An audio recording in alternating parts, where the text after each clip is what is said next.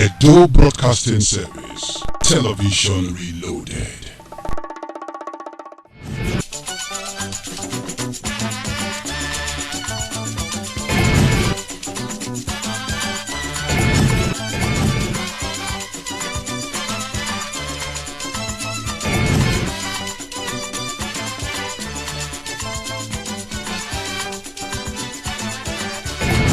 EDO Town Hall, 12 noon every Saturday on EPS TV. Thank you for joining us on the biggest conversation on television right now. It is the Edo Town Hall. My name is Benson Eribo. We are really grateful that you are there watching us. I had some feedback just before we came on set. Some person saying that, well, at 12 we are going to be glued to our TV set and we are going to be part of the Edo Town Hall. I thank you for all of that sacrifice, resolve, and commitment. On the show today, we are continuing with the update on COVID-19, and we have some guests in the house who are part and parcel of the response team. That is the COVID-19 response team in Edo State. They've been in the forefront of communicating and trying to put logistics together to ensure that we battle COVID-19 to a standstill. Quickly, we'll just recognize some of them. It's a full house, it's a town hall, and the studio has a full complement of these very wonderful and distinguished personalities. And we are also hoping that we're having an online followership at this time. So please hook up with us on all the social media handles, especially that connected to the Edo State government, or tweet at me personally, Benson Eribo, on the show, and I'll get your feedback right on set. Quickly, we want to recognize the special advisor to the governor, strategy and program management. She's also the chairman, program management office, Dr. EDO Malaka. Once again, thank you for coming. Thank you, baby. It's a pleasure to be here. All right, we also have the Edo State coordinator of the WHO, Mrs. Faith Ire. Good morning, madam. Good morning. Thank you for having me. Just about afternoon now. Just Good afternoon. All right, we have the chairman, Edo Internal Revenue Service, the man we all want to talk to at this time, Mr. Igbinidu Ine. Thank you very much, sir. Thanks for having me. All right, we also have on set Prince Greg Ogogwa. Prince, you're welcome. Thank you very much. Thank you for having me. Standing by the wings, looking directly at me, we have Reverend Lou Martins. He will be joining us later on. I'm told also that Comrade Austin Osakwe is also very much in the studio. Ladies and gentlemen, our viewers watching us, minds of what COVID-19 is all about. We'll start with you, Dr. EDO Malaka. She's not a medical doctor. Let me be up front with you on that. You know what? But she's been anyway. Just tell them what to know about COVID-19. Thank you again. And it's a lot. Really. It's a lot. Yeah, no, but thanks for clarifying that I'm not a medical doctor. So we have the WHO representative here who will be the best to answer questions along the medical line. But firstly, the pandemic is upon us now. That's what I would like to begin with. And whether we like it or not, we also need to put in place measures to help us manage and deal with it. So the focus of the Edo State government in dealing with the pandemic is very people-centered. Nothing to do with politics. It's people first all the way. We have gone through our own policies, reviewed them, and ensured that we've put in place policies and directives that will help us address the pandemic as it is today. It's a global issue. There are global measures, but we also have to be local in our thinking, which is what we continue to do from time to time. We have been quite proactive in dealing with the pandemic, put in place very practical measures to deal with it. We started off by firstly ensuring that we had the right statistics. Everything we do in Edo State is very data driven. So we put in place that. We've trained our health workers, frontline workers. We have gone ahead to even upgrade our facilities to be able to, keep up with the spread, and even also looked into our security measures across the state.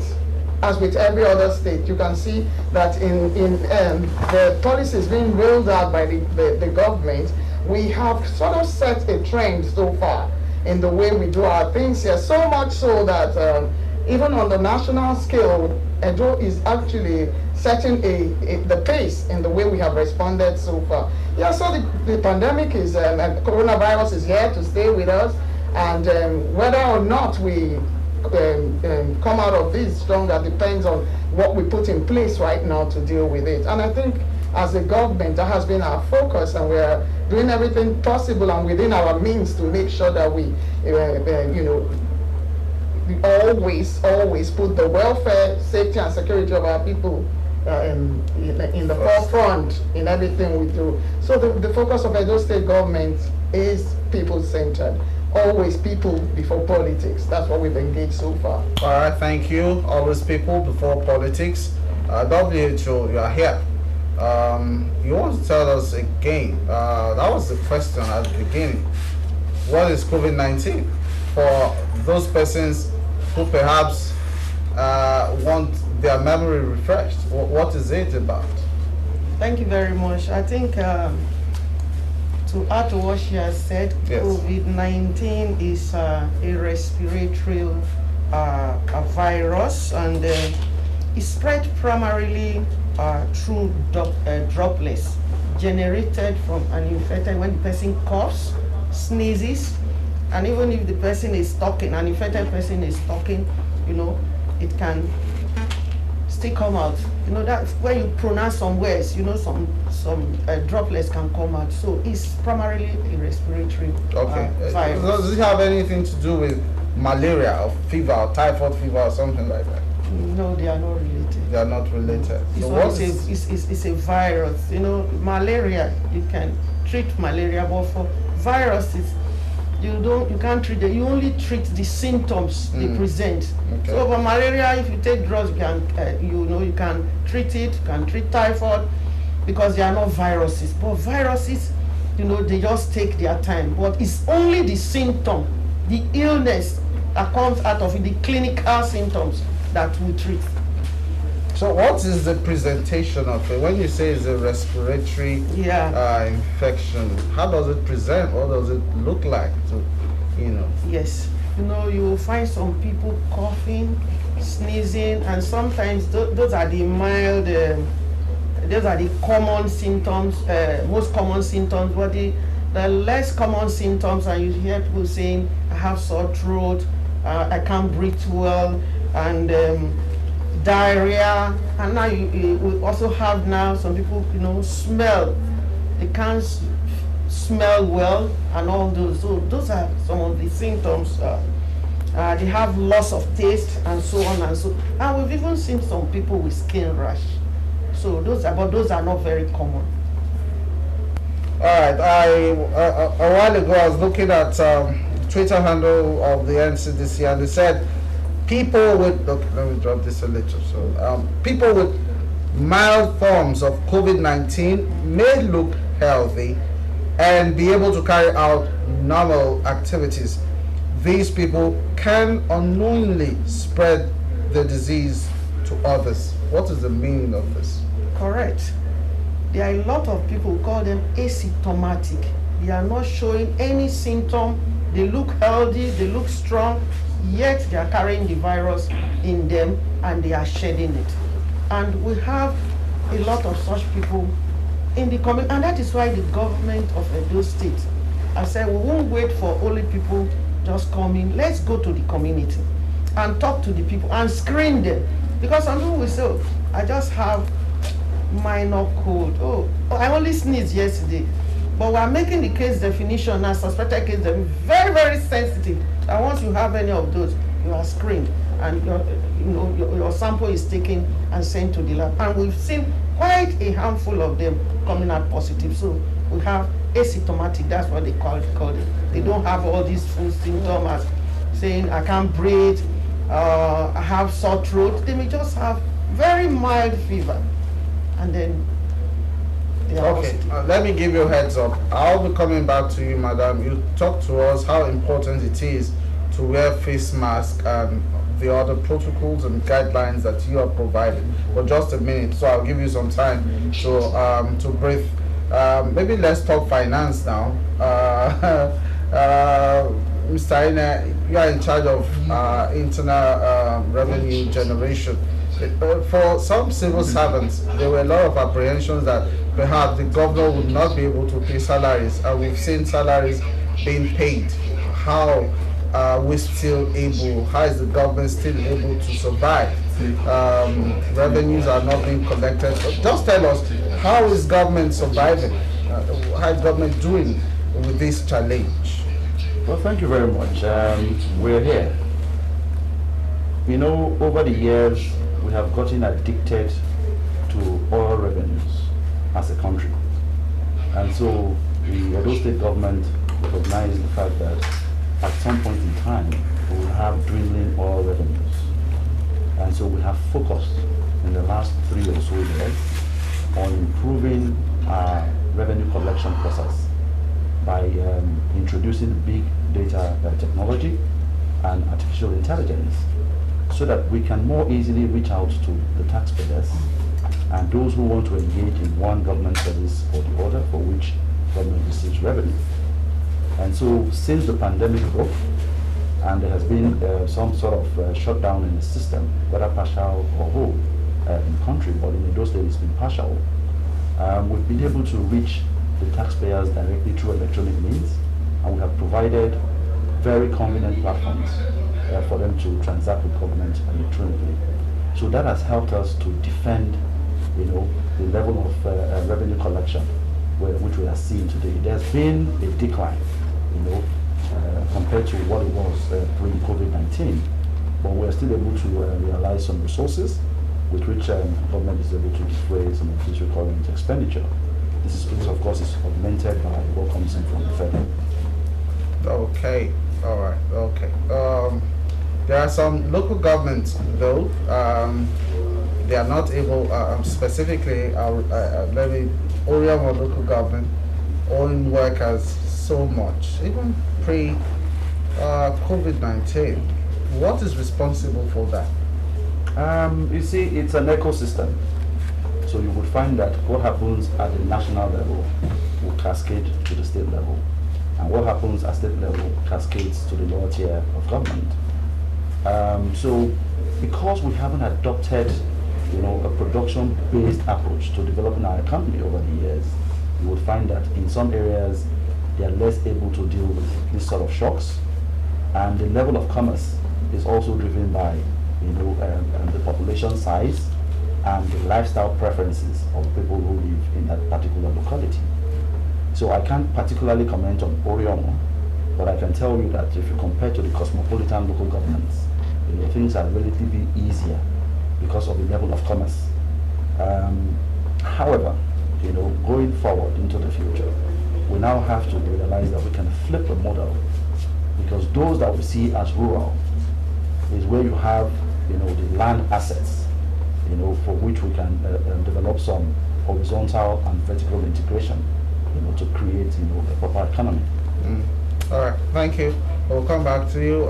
Prince Ogilwa, obviously there's community transmission now of COVID-19. Is that correct?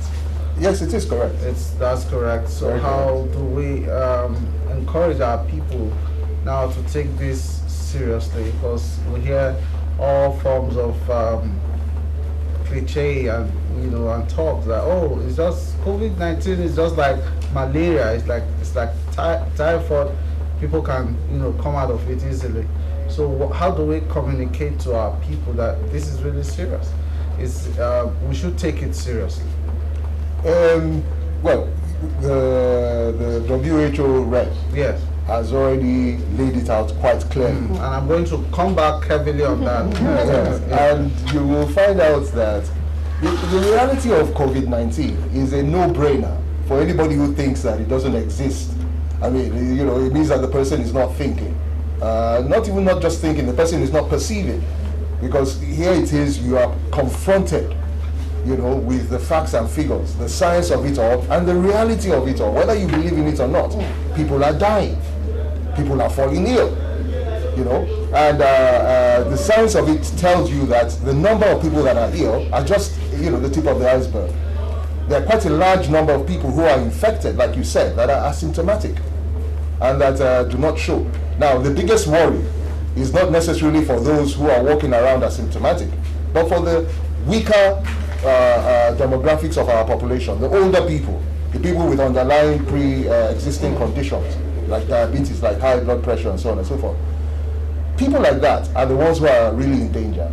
And as much as possible, it is our duty to help to preserve these people. A lot of them who are senior citizens, who have worked in the past to make sure that the state and our people, and we as a people, our family elders, to make sure that we're here today. So it will be dishonorable of us to say because we are younger, healthier, that we can go around without thinking about them who have laid the sacrifice for us to be here today. So that's one thing. So when we talk about community transmission, it's not necessarily only about, because Edo State is a relatively young state demographically, where you have as much as 80-70% of the population under the age of 35. But we do have a very large population too of elderly people who, as you know, Edo State used to be a civil service society, used to be a civil service state until the advent of this administration, which has diversified our economy, just like Mr. Chairman here has explained, that we've now seen a lot of diversification. But prior to that, it was basically a civil service state. So you have a large number of senior citizens who are dependent on pensions. And those pensions are not necessarily, they don't necessarily grow as fast as inflation does. So we have to be careful when we're dealing with issues of health and its cost implications. Because the people that are affected the most are the most vulnerable in terms of income and in terms of health. Now, having said so, we must also look at the advantages or the positive after effects of this process, which is a much more strengthened health system, communal health system. Okay. Because one of the problems we've always had was that community health issue, where people could not access primary health centers easily, or wouldn't have the same level of competent care and infrastructure to be able to deal with it. All that is changing now because of the increased investment in the health sector. So you see that from the primary health centers in every unit, in every ward, in every local government and so on, the general hospitals and so on, that there has been a much radically increased investment, and that has resulted in better healthcare to the people. So that is the converse, the positive side to this negative phenomena. So you now see that our people are getting much better healthcare at community level than they used to before. We also can take a look at that. If you also look at that, the sway towards greater inclusiveness in the health system, you can also overlay it in the educational system as well, where you find out that because of learning from home, and Edo Best is pushing out the platforms, radio, TV, online, WhatsApp, and so on and so forth, that we are now increasing on educational inclusiveness as well. So while you're talking about community transmission of the disease, of the virus, that's the reality, the negative reality of it. But the positive reality is that we too are beginning to move our services to become more community oriented, and that our people now are beginning to realize that there are different ways, like Mr. Chairman just said, that there are different ways of interacting with government without having to go to their offices. You don't have to go to internal revenue, for example, now to go and pay your taxes or to go and get a tax clearance. So now you don't have to actually be physically in a classroom. Okay, please, are you talking futuristically? No, I'm talking Are you talking in the terms that post COVID-19. No, I'm talking this is where we are going to get. Is this what you are saying? Is it on ground? Is this? It's on ground. A lot of it was on ground before. Are we having a PHC, primary healthcare center, that is responsive, that is up to date? Absolutely. Where the staff, the nurses, are fitted with personal protective equipment? Absolutely. Not only that. Yes. You see, it's also helped with the employment situation. Because if you have 6,000 people who are co-opted into POOF and who are trained as health respondents, that has also cut down on the amount of unemployment in the state. And that is only in the health sector.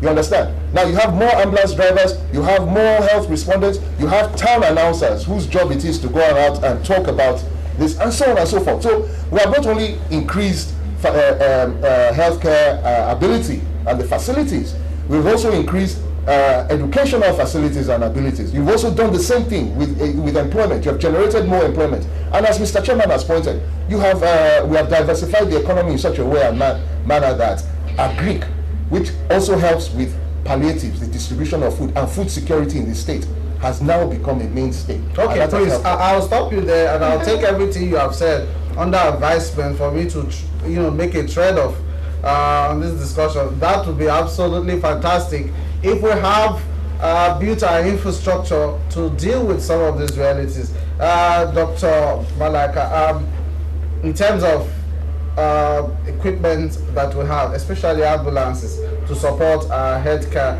providers, do we have this?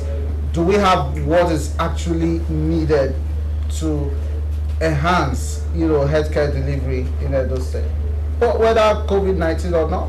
Okay, so let me take you back a bit. Yes. I think about the middle of last year, we saw an aggressive investment in healthcare across the entire state. So we started off by ensuring that our primary healthcare centers across the 18 local governments were, scaled up. Most of them had to even get a total makeover, yeah. And then we also engaged the experts to help us look into our healthcare system. A root cause analysis of the total healthcare system. And then the studies there showed us that not only were we even in need of facilities, we were in dire need of the manpower to drive them. So it's not a case of having structures all over the place. You need the resource to make those structures functional. So what the Edo State government did was to go out, train healthcare workers to provide the services at the community levels. That was the first step we did.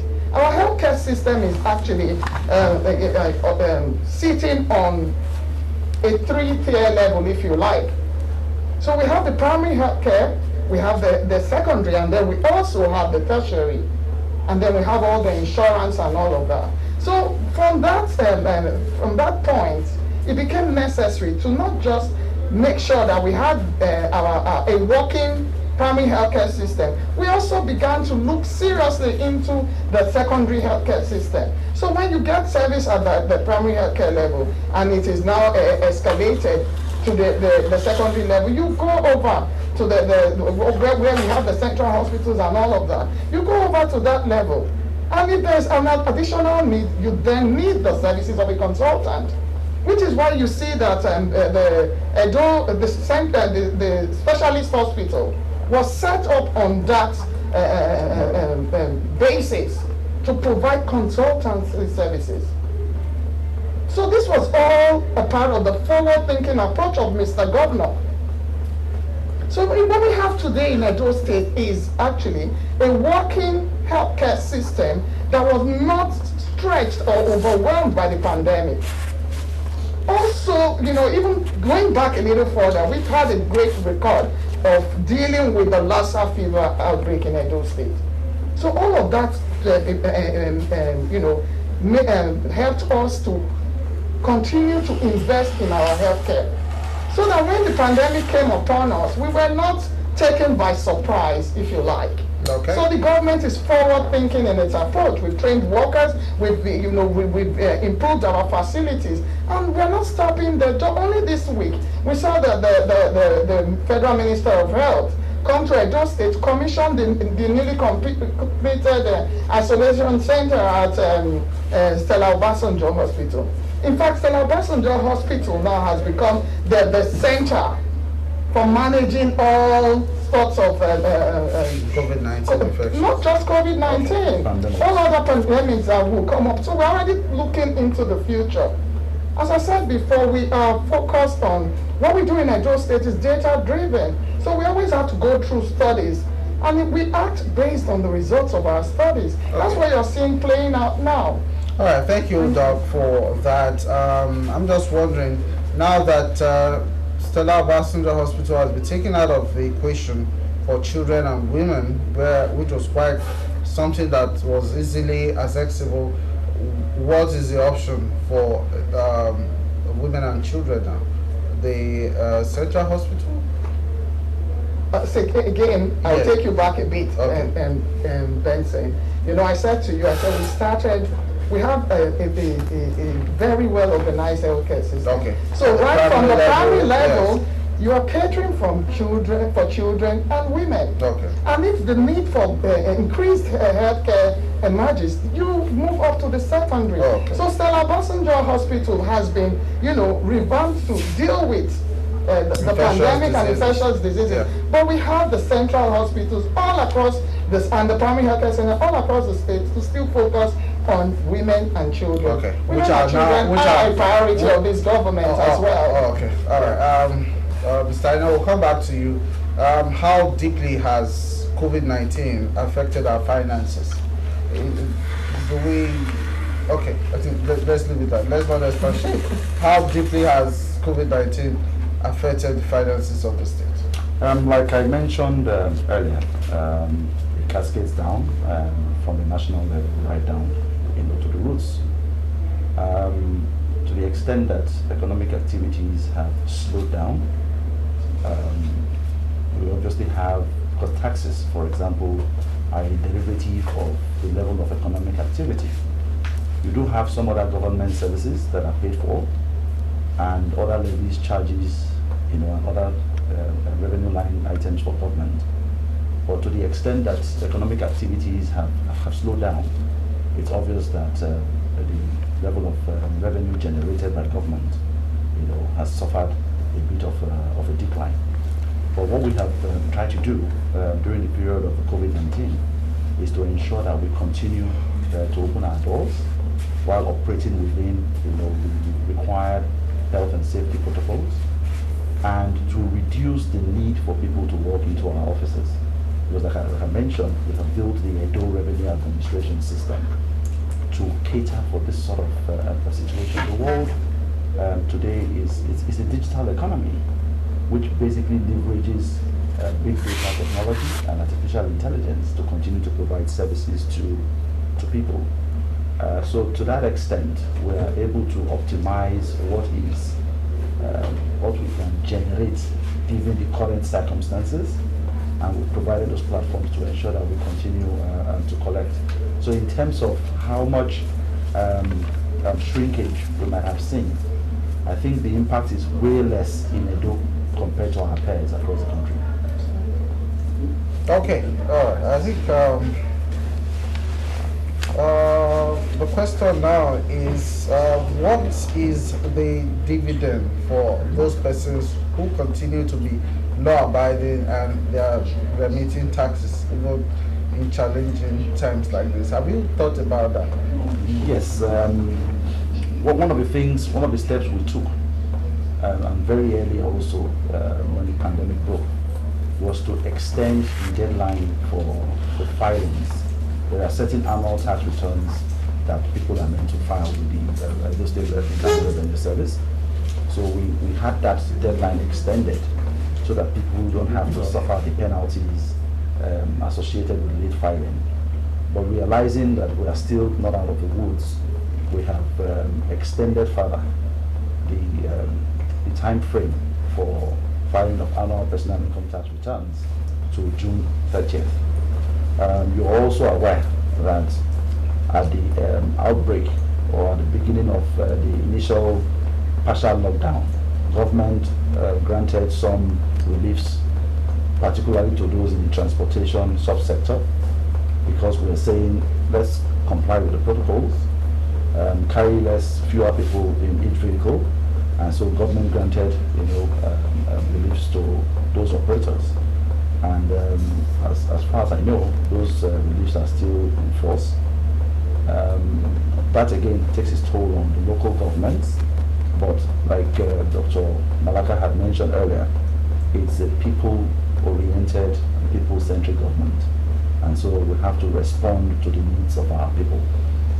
All right, thank you, Mr. Ina. We appreciate you for your time, for coming around, and those explanations. We'll come back to you. WHO, all right, Mrs. Ire, you want to explain to our people how to reduce the risk of spreading COVID-19.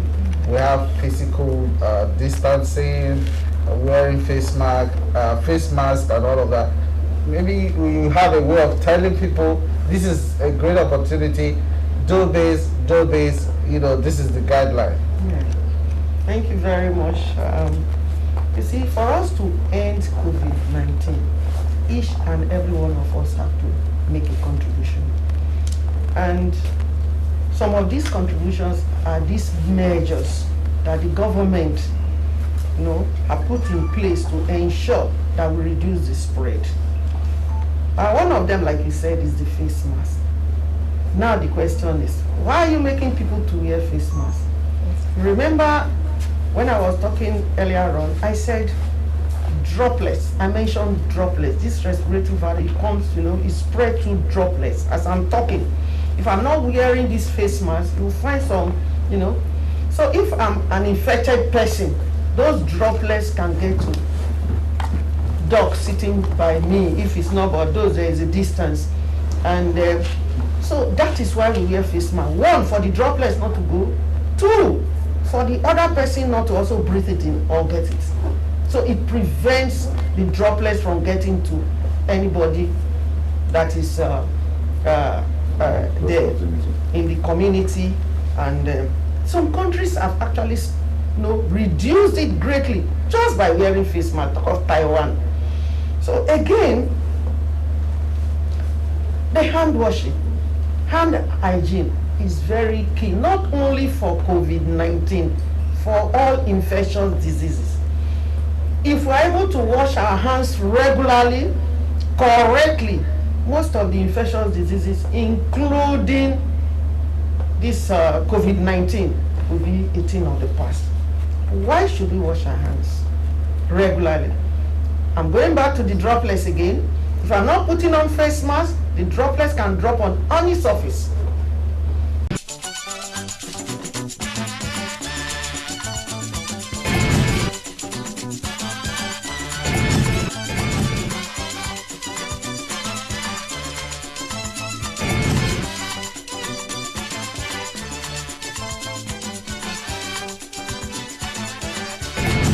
Edo Town Hall, 12 noon every Saturday on EBS TV.